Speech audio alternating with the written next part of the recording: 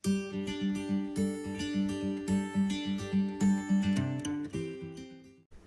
Everyone, lifeline academy में आपका स्वागत है।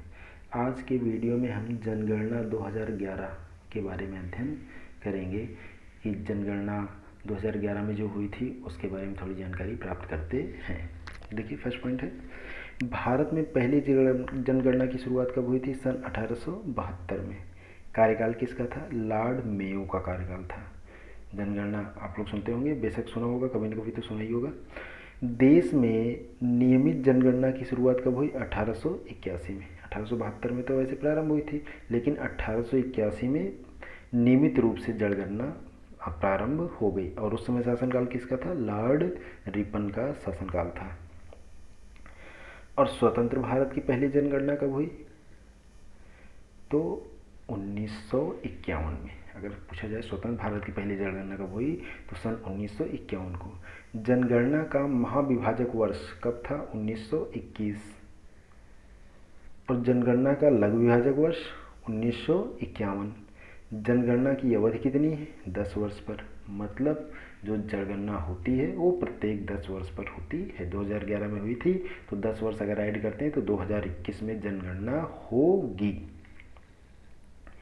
जनगणना का अध्ययन क्या कहलाता है? डेमोग्राफी। भाई जैसे शॉर्ट फॉर्म होता है ना साइंस के टर्म में, तो वैसे जनगणना का अध्ययन डेमोग्राफी के अंतर्गत किया जाता है।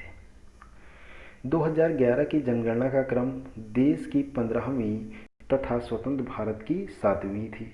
जो 2011 की जनगणना हुआ था, देश की तो 15वीं जनगणना थी, लेकिन स्वतंत्र भारत की अगर बात किया जाए तो वो 7वीं जनगणना थी। ऐसा भी क्वेश्चन पूछा जाता है, 2000 की जनगणना कौन सी जनगणना थी भारत की? तो स्वतंत्र भारत की 7वीं थी और देश की 15वीं थी। अब जब 2021 में होगा तो देश की 16वीं होगा और स्वतंत्र भारत की 8वीं जनगणना होगी।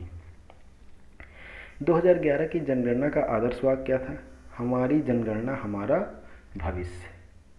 ये उसका नाम दिया गया था, लोगो बनाया गया था। और कुल प्रश्न उसमें जो थे 29 प्रश्न थे जिनका उत्तर देना था। जनगणना का शुभंकर प्रगणक शिक्षिका। प्रथम जनगणना कमिश्नर डब्ल्यू प्लॉडेन, जो प्रथम जनगणना कमिश्नर बने थे। स्वतंत्र भारत के प्रथम जनगणना आयुक्त AR गोपाला स्वामी। जब ये भारत आज़ाद हुआ था तब की बात करें, 1949 से 1953 तक इनका कार्यकाल था। वर्तमान जनगणना आयुक्त DC चंद्र मौली जी हैं। पहली बार जाति आधारित जनगणना सन 1931 में हुई थी। जो जाति पर बेस्ड था कि आप किस जाति के हैं, उसके पहले जो होती थी जाति पर बेस्ड नहीं होता था, बस कितने लोग हैं ये मैटर करता, लेकिन अब अलग अलग जाति पर होता है, उसी के बेस पर रिजर्वेशन दिया जाता है, या यूँ कहा जाए उसी के बेस पर बात किया जाता है कौन माइनर है कौन मेजर है। अल्पसंख्यक आपने सुना होगा। विश्व जनसंख्या दिवस कब मनाया जाता है? 11 जुलाई को मनाया जाता है। भारत की कुल जनसंख्या कितनी है? लगभग 121.08 करोड़। हालांकि अब लगभग बढ़ गई है, ये माना जाता है, काफ़ी समय हो गया है, नया सिनस होने वाला, नई जनगणना होने वाली है, तो उसके पहले की अगर बात की जाए तो 1.25 करोड़ की जो बात करते हैं, 125 करोड़ देशवासी, तो ये 125 करोड़ मतलब 125 करोड़ के आसपास हो चुके हैं। भारत में विश्व जनसंख्या का भाग कितना है? 17.5% है। विश्व की जो टोटल जनसंख्या है उसका 17.5% भारत में ही पाए जाते हैं। पुरुष की जनसंख्या कितनी? 62.32 करोड़, लगभग 51.47%। और महिला की जनसंख्या कितनी है? 58.75 करोड़, लगभग 48.53%। यह परसेंटेज से समझिए कि डिफरेंस कितना है। ये 48.53% है, ये 51.47% है। मीन्स पुरुषों की जनसंख्या ज़्यादा है महिलाओं की तुलना में। यही लिंग अनुपात के बैलेंस को ख़राब करता है, आप कुछ यूँ कह सकते हैं। 10 की वृद्धि दर मतलब 10 वर्षों में लगभग कितना बढ़ते हैं? 17.7% वृद्धि होती है। और वार्षिक वृद्धि दर की बात करें तो 1.67% की वृद्धि होती है। साक्षरता, कितने पढ़े लिखे हैं इसके बारे में अगर बात करते हैं तो 73% लोग पढ़े हुए हैं। पुरुष साक्षरता दर 80.9% लोग। महिला साक्षरता दर की बात की जाए तो 64.6। पुरुषों की साक्षरता दर ज़्यादा है, महिलाओं की साक्षरता दर थोड़ा कम है। कम होने के पीछे रीज़न यही है कि अधिकांश जो ग्रामीण अंचल है वहाँ के जो समाज है, आप यूँ कह सकते हैं, अभी भी महिलाओं के प्रति उतना सजग नहीं रहता है। जो बालिकाएं होती हैं उनको शिक्षा के प्रति उतना सजग नहीं रहता है, जिसकी वजह से ये परसेंटेज में कमी आई है। लिंग अनुपात 943 महिलाओं पर 1000 पुरुष। अभी ऊपर परसेंटेज जो दिखा है, परसेंटेज की वजह से ये समस्या आ रही है कि 1000 पुरुष पर 943 महिलाएं हैं, मतलब महिलाओं की संख्या कम है। शिशु लिंग अनुपात की बात करें तो 919 है। जनसंख्या घनत्व 382 व्यक्ति प्रति वर्ग किलोमीटर, मतलब 1 वर्ग किलोमीटर के अंदर में 382 लोग हैं अगर घनत्व इसका निकाला जाए तो। सर्वाधिक लिंगानुपात कहाँ है? केरल में है। कितना है? 1084। और न्यूनतम लिंगानुपात हरियाणा में 879। ये पुरुष की संख्या में महिलाओं की बात करें, केरल में महिलाओं की संख्या ज़्यादा है, जबकि हरियाणा में महिलाओं की संख्या बहुत ही ज़्यादा कम है। सर्वाधिक केंद्र शासित लिंगानुपात, मतलब जो केंद्र शासित प्रदेश हैं उसमें सर्वाधिक लिंगानुपात कहाँ है? पुदुचेरी में है।